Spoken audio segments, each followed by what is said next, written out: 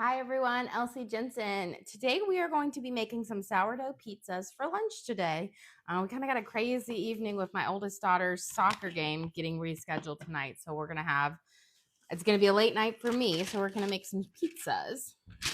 Let's start by prepping up our parchment paper because I will put the dough out on the parchment paper and then we'll transfer it to our pizza oven. Just makes it there we go, a bit easier to work with.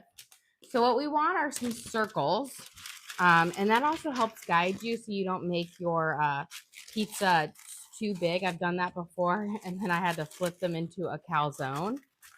So we're going to fold it into a triangle, and then we're going to cut out our circles that are roughly the size of my single pizza oven. If you have a bigger pizza oven, this is not as big a deal. Or you can always just cook your pizza up in your oven at like 450. Let's see. About good. So I've got my 3 little pizza things. And then here is the sourdough we made up during our morning stream. We're going to get this out. But we made it up with our sourdough starter and flour, salt and water. And we kneaded it together. You can see it's very malleable and pliable now. The flours had time to hydrate. So we're going to divide this into, I'm going to see if it's going to be 3 or 4. It might be 4 because these seems pretty good size. So we might do 4 pizzas with this. Okay. So we've got our dough. And then where's my little, I like to just keep it covered up because it stays moist and doesn't give it a chance to kind of dry out. So we're going to work on our first one, which is just going to be our plain Jane cheese pizza. There we go. And I'm going to kind of stretch it out 4 things, and then we'll give it a little roll. And I'm going to just put it on my parchment paper.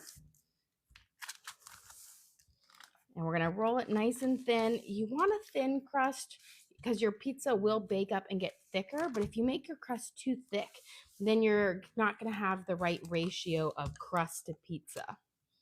So I'm going to kind of just push it out. And then, of course, we're going to kind of form a nice little ridge to hold our sauce in. And these are going to make little, I will say individualized pizzas, but they're very filling. So my little ones will eat, like Teddy and Jack will share a medium-sized pizza here. Give them a good stretch. Now, if you don't have to do a crust ridge, I just like a little bit of a substantial crust on mine. Here we go. Now we are going to put some sauce on it. I'm just using Rayo's pizza sauce for my cheese one. Trick is don't go too saucy. A little bit of sauce goes a long way. So we're going to start with a big kind of a spoonful here. And then I'm just going to spread it around. Do you have a question? Do you have your pizza dough recipe posted anywhere? I'm not sure if I have this one. I have a couple pizza doughs that I have, but we do have the video will be uploaded on the link on our page, so you can always watch that. But it is really simple. It is just like a cup of starter, 2.5 cups of flour, 3/4 cups of water, and 1 teaspoon of salt. So super simple. That video is up. Yeah. Oh, it is up. Oh, prep. Okay, it's already up. Perfect. Okay. Now we're going to add our cheese. Nice, good helping of mozzarella. And you just add the amount of cheese that you like. Some people like less, some people like more. I do find if you make it a bit too thick on the cheesy, it takes a lot longer to cook. So I like to put it on where I just see a few little poking out of red, but not much. And this guy is ready to go into our preheated oven. There we go. So it's nice and hot. My oven over here gets up to like 500 degrees. So we're going to put it using our parchment paper. And we're just going to cook until that cheese gets bubbly and brown. And while we're waiting, let's prep up some of our veggies for our next pizza. So, question: how was the stir fry last night? it was excellent. It was really good. I had to stop Torn from getting thirds on it because I was like, oh, you got to save some for my parents because he liked it so much. So the other day we had some steak and I made some herb butter. We're going to use the herb butter to saute up our vegetables in it to give it a little extra kick of awesomeness. So we're going to warm that up. And then I'm going to slice up some onions and peppers we're going to do like a veggie pesto pizza. And I'm going to use some red onions because we're just going to do a light kind of saute on these. Not a super thick one, but yellow onions are also great because they caramelize up nicely. So we're going to give kind of a small dice on it, not super big because again, I don't want a huge piece of onion on my pizza versus I would like a smaller, but there. You have a question? Do you know what's for dinner tonight? So for dinner tonight, dinner is going to be Chipotle for us because my daughter has a soccer game. So, and she loves Chipotle and she asked if we could pick it up on the way home. And I said, yes. So I'm making these pizzas up for my little ones to have because we're not going to get home till late. My older ones are definitely waiting for Chipotle. So let me get some tongs out here. Got my skillet going. And this Herby butter, if you weren't with us on Sunday when we made it, it has parsley, green onions, garlic salt, and fresh garlic and pepper in it. So it will just be a nice, lovely flavor. I always, if I have leftover herb butter, I always save it because it is so delicious to use when sauteing up vegetables. So we're going to put in our onions. And then I'm going to dice up a sweet pepper or a bell pepper. This is an orange one. I like the orange or the red or yellow ones over the green. They have a bit nicer flavor. We're just going to take out any of the seeds. I'm only going to use about half because we don't need that many veggies for our super veggie pizza. We're going to give it a nice kind of dice on it. Yeah, question. Have you ever tried to make the Chipotle bowls at home?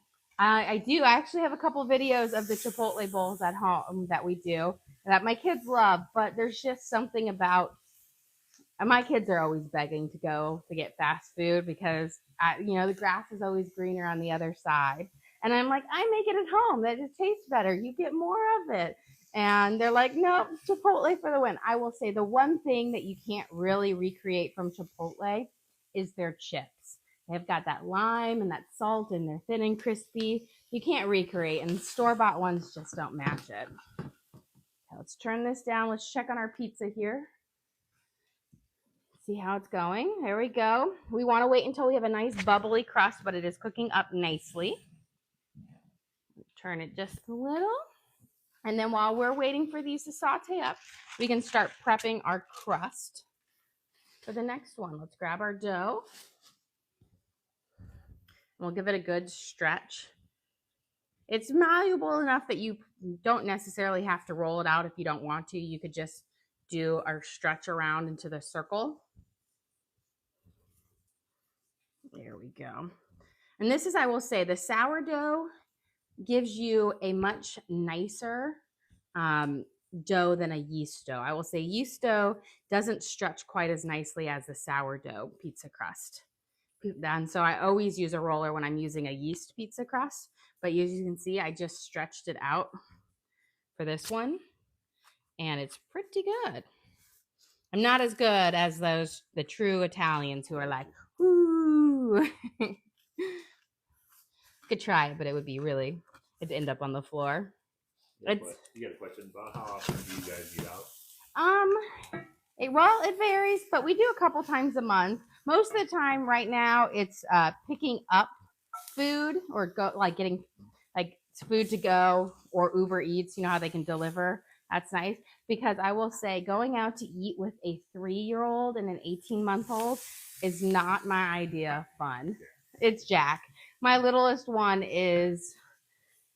I love him dearly, but he is my challenging because he's a shrieker.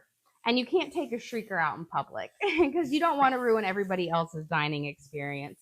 So he definitely if he's not getting what he wants when he wants, this is probably also him being the youngest, he shrieks at the top of his lungs. And there is no warm up to it. It is, oh, I didn't get it. Like the other day, I guess he was getting mad during nap, and we finally realized that his book had got stuck between his mattress and the crib, and he couldn't get it out. And so he was screaming because he couldn't get his book out. And I'm just like, is this something we scream about?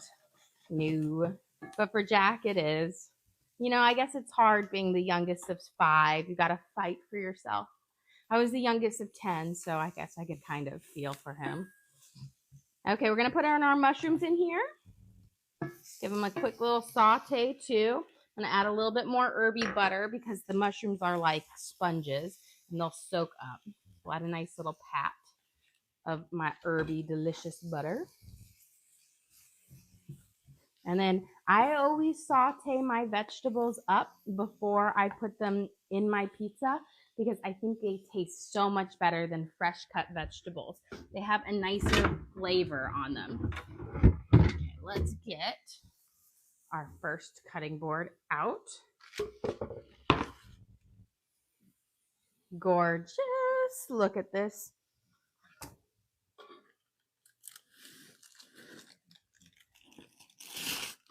So that is our cheese pizza on the sourdough crust. So you see how you wait till the cheese is nice and bubbly? That is going to be perfection, and our crust underneath will be nice and crispy. There we go. I will say, if you don't have a pizza oven, you can do it in your oven at a high temperature. Like 450, 500 degrees is perfect. If you have a pizza stone, that's great. Just remember to preheat it so it's nice and hot when you transfer your pizzas on. We're going to do, for this one, we're going to do a pepperoni.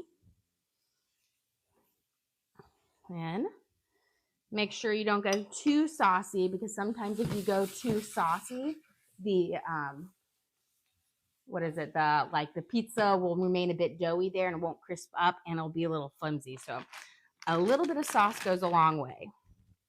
Now we're going to put our pepperonis on. I love to do a double layer of pepperoni. So we do pepperonis, cheese, pepperonis. There we go. And then we'll get this guy in the oven, cooking up.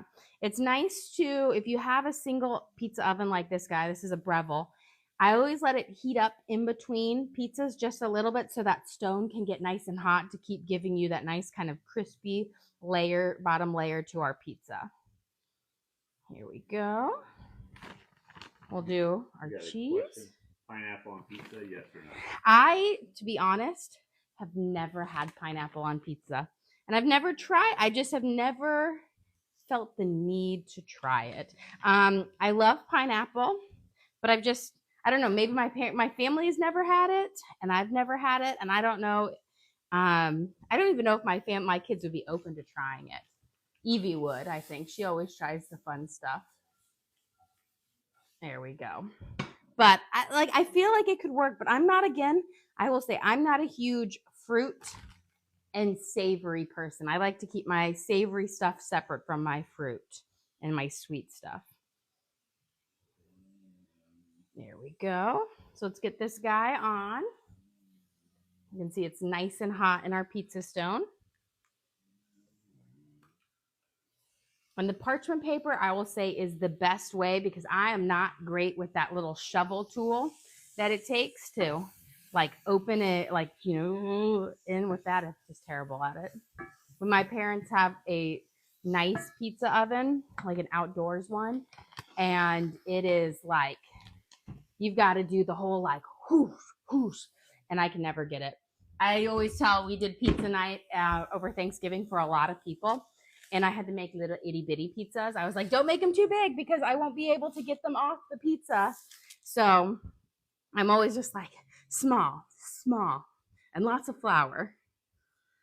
I saw this thing and I'm thinking about getting it this year. It's one of those, it has like a thing and it goes zoop, zoop, and it like slides it off. I don't know if it works, but I might try it to see. Then you can make, they say, bigger pizzas. Let's do our little stretchy stretch. We'll just end up with bigger calzones. Yes.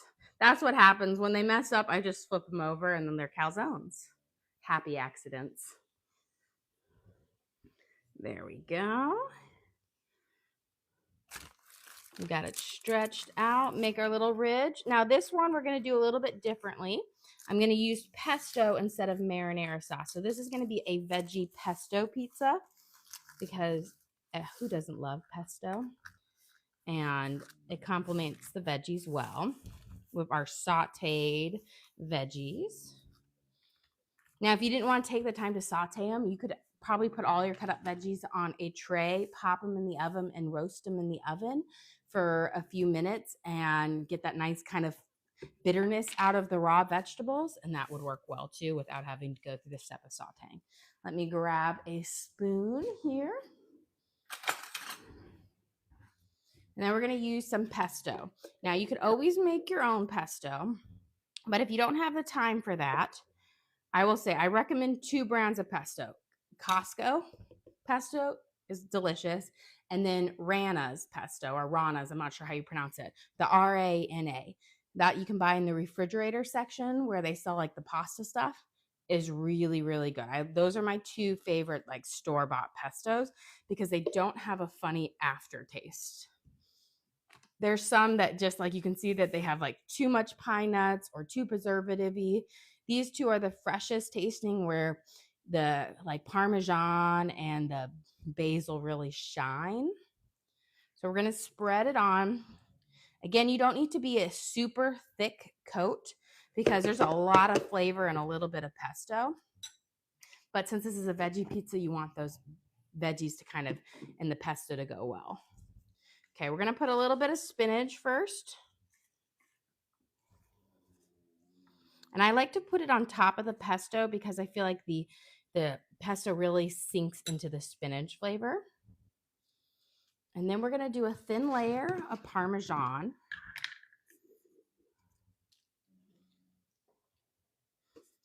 Okay. And then let's put our roasted veggies on here. And kind of spread them around. You don't want to have them all in a huge lump because if you do, then you're just going to have like parts of your pizza that are really uneven. So just try to spread them out as nicely as possible. And this again is mushrooms, peppers, and onions. And then of course we put it in our herby vegetables. And they were red onions, which is why they look darker in the pan. They're not burnt. They start out purple to begin with. So they're not yellow onions. There we go. Get all of this deliciousness. We don't want to waste any. Let's check on. There we go. A little bit longer. Look at our pepperoni pizza. It's sizzling there. We're starting to get the melt. I always turn it up just a teensy bit because every pizza you put in there, it kind of cools it down for a minute. So I just edge it up a little bit higher every time. Yeah, but have you ever tried Alfredo sauce on pizza? I have. I went through a big kick of it. I feel like it was in the early 2000s when Papa John's came out with their spinach chicken Alfredo pizza. And then I made it at home all the time. And I feel like I think I used to love Alfredo and now I've kind of like stepped back from it and I've tried a bunch of other things. But I feel like, I don't know, I feel like my kids would like the Alfredo one. I should do that. They don't, when I make barbecue chicken pizza, they don't like that, even though it's so delicious. I don't know why they don't like it. And then there's a place in Iowa. There's like a gas station there. I mean, I guess they're all over, but they're called Casey's. They have a taco pizza, which actually I think would be pretty delicious. So yeah, I've had things of it, but I feel like the concept of it, it sounds weird, but it actually sounds like, you think about it, oh, it's delicious. They put like refried beans on it, and then you have taco meat, cheese, salsa, guacamole. So it's like a taco and a pizza thing. Okay, let's get this guy. Let me clear up my pesto over here, so we don't need that. And then we'll make one more cheese because again, cheese is it's the little one's favorites. Let's see how we're going. Oh, this is actually about ready to come out. It's nice and bubbly. I always know it's ready to come out when it's nice and bubbly. That's why you want a thin crust because the thin crust will cook up nice and fast. And the parchment papers are your best friend. Okay, we're going to put our veggie pesto one on there. And let's get our last one going. I know I used to not do the parchment paper for my pizzas, and I don't even know where I saw it, but I tried it one time and I have not gone back because it is, I will say, otherwise you have to have a big spatula to slide under it, and I used to always get burned. I get burned all the time in the kitchen because I'm just reckless. And I'd always like burn myself or flick on it, but the parchment paper makes it so easy and slides it off, and it also makes my stone not get as dirty. Before, I'd have to really like scrub my stone because cheese would get stuck on it or flour and it would burn. So I don't have to do that as much, which is nice. There we go. And parchment paper can go, it's hot, it's like can tolerate a heat up to like 500 or 600 degrees before it starts to burn. Okay. Now we're going to pinch out our crusts here. And there we go. And maybe we'll do this one as a cheese bread instead of a cheese pizza. I think that would be delicious. Let's do that. Okay. So let's see. I have my Herby butter over here. It's not quite room temperature, but I think this will be excellent on it. So let me get a knife, and we'll get a little bit of room temperature butter as well. So I'm just going to kind of cut this into small bits so that when it melts in there, it will spread around. And again, this has green onions, parsley, garlic salt, and black pepper in it. So it will be pretty delicious. We'll save a little bit to go on top too. See if I can spread it just a little bit. You don't want to push too hard or you'll end up breaking your things, but that should be good. And then we'll just take a little bit just to get it on there. Okay, so we've got our Herby butter there. We're going to do our cheese. And then we're going to do both mozzarella and Parmesan. It will be delicious. So we've got our mozzarella. Let's get our shaved Parmesan here. Spread it out. A lot of times the clumps will stick together. So we'll just break it apart. There we go. A few more. And then I have some Italian seasoning and garlic salt, which will go great on the cheesy bread. Just be careful not to pour your Italian salt too high, or too fast. So I'm just going to put it higher, which means it will spread out more when it drops down. So it's not too concentrated. There we go. And that will give it a nice kind of zesty flavor to it. And then we're going to sprinkle a little garlic salt over the top. And then let's see if we can chop this butter up into a few little drops of the rest of the herb butter throughout, so it will melt and you'll have a couple of fresh herbs on top as well. I think this will be delicious. Okay. And let's check on our last. Oh, look in there, looking good, almost ready.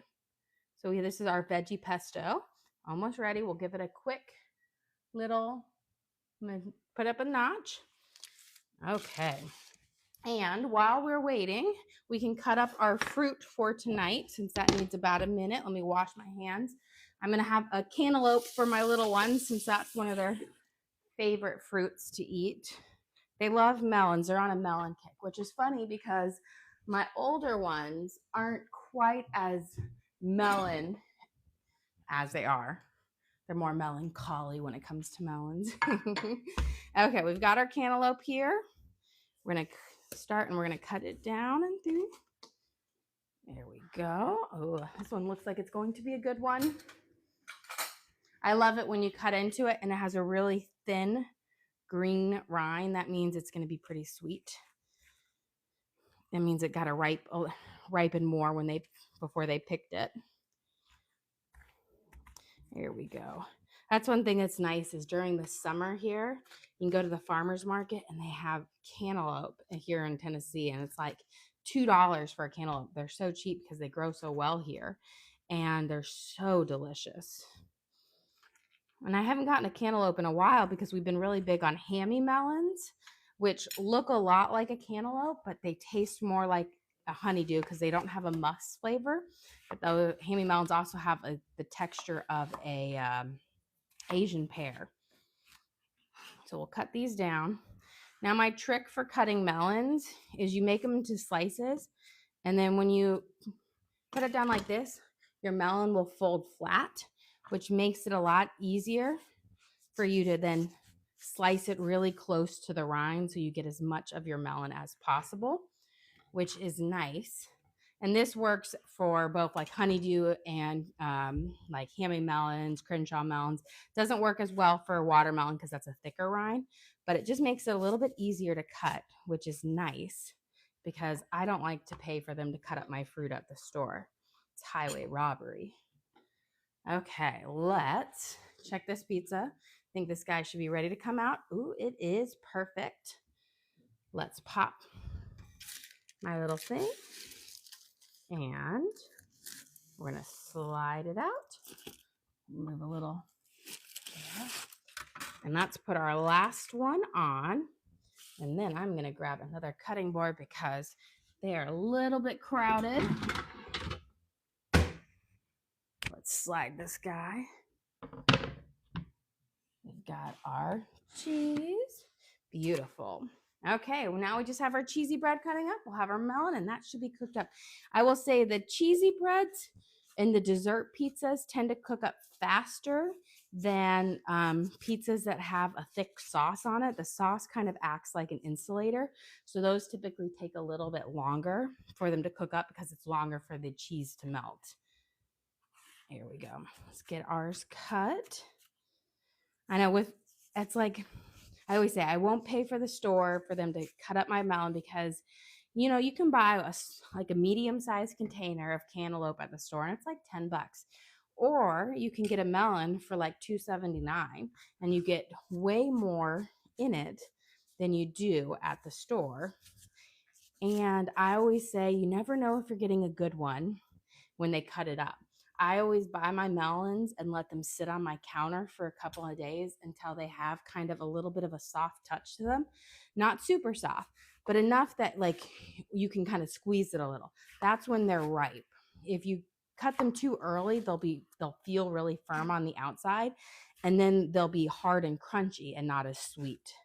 Because most fruit, when you get it, it's not ready to be cut up because it's been picked before it was ripened. It's like avocados. Avocados are never ready when you buy them from the store. So I always leave them out in my fruit bowl until they've got, again, that little soft touch to them. And then if I'm not using them right away, they go in my fridge, which stops the ripening process. But you can't put avocados in the fridge right away. If you do, they won't ever ripen up. And then they'll go from being good to bad. There's no good middle stage. Here.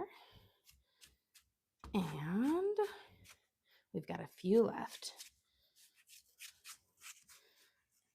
There we go. But another reason why I also buy all of my fruit is we're feeding a lot of people every single day. So most days, every day we're always feeding 9.